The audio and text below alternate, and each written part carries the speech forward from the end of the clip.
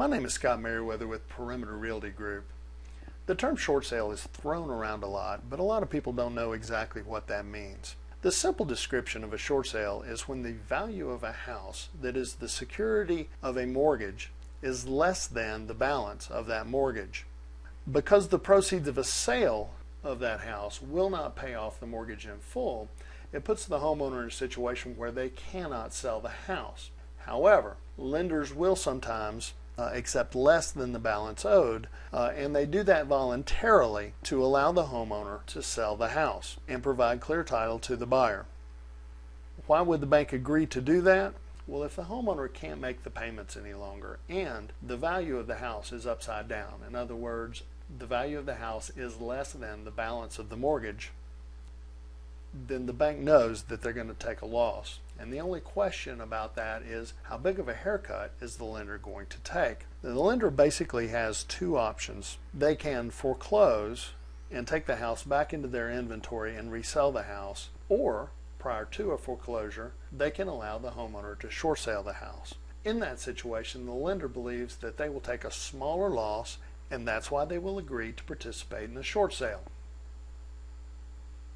Foreclosure is very expensive for lenders, usually much more expensive than a short sale, and that's the real reason why they entertain short sales. There's a lot of talk out there how lenders want to help homeowners in this situation, but realistically, they've got to look out for their stockholders. They want to take the smallest loss possible. That's why they agree to do short sales, so they can avoid the expense of foreclosure. Why would the homeowner agree? Well, there are a lot of reasons, but the biggest reason is recovery.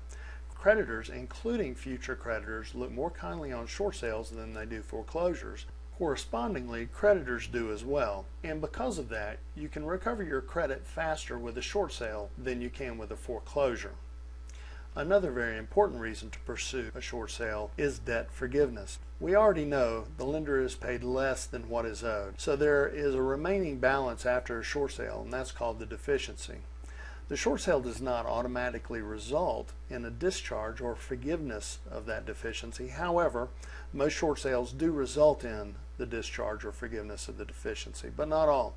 When the lender agrees to a short sale, they will issue an approval letter. When they do that, they will usually address the deficiency in that letter as to whether they're discharging that debt or holding the homeowner responsible.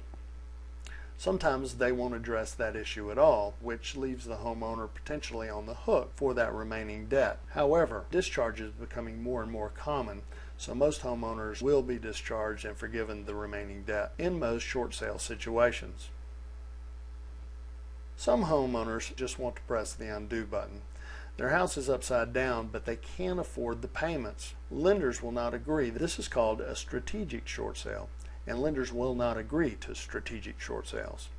There are requirements. Homeowners must have some sort of hardship, either an involuntary decrease in income or an involuntary increase in expenses.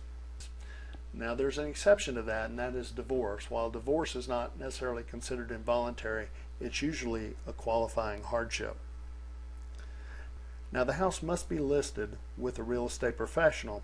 In almost all cases, there are exceptions to this rule, but they're very few. The vast majority of the large mortgage servicers require that the house be listed with a realtor because they believe that's going to give them the highest price and therefore the smallest loss associated with the short sale. But the lender does pay for the transaction fees like title work, commissions, etc. So the homeowner does not have to pay those expenses. Now, when you're listing your house, choose someone with a lot of short sale experience and make sure they have short sale experience. But be careful of certified distressed property experts and short sale and foreclosure resources. Understand these designations are obtained by paying tuition and taking a short class, and agents get continuing education credits required to renew their license. Experience is not required. So you can have these designations and have no experience whatsoever with helping someone with a short sale, either as a buyer or a seller. So you can easily become someone's guinea pig. Be very careful of that.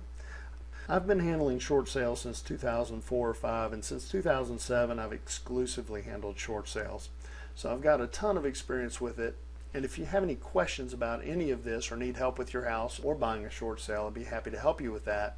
check me out at shoresaleengineer.com.